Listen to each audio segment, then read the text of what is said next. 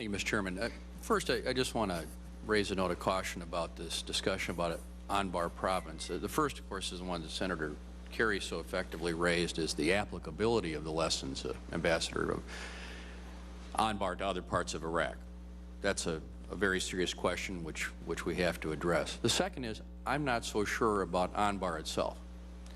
We have been subjected to so much hype in the course of this war that I would just urge you and the administration and my colleagues to not be so sure that everything will continue to be rosy in that region.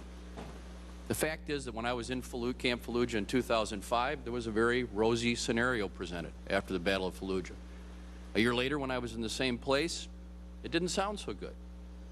Now in 2007, it sounds better.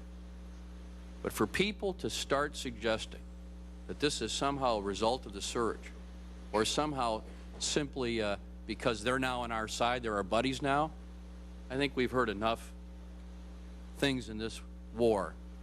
I would caution my colleagues. I hope it is true. I hope those are the long-term consequences for that region.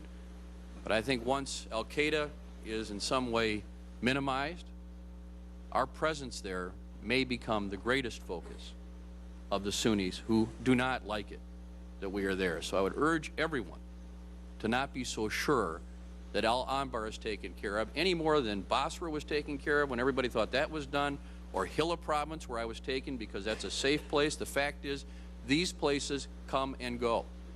And if we are so naive as to think that sort of we're done with the place, we haven't learned the lessons that caused us to make the mistake in the first place of invading a civilization that frankly is extremely complex.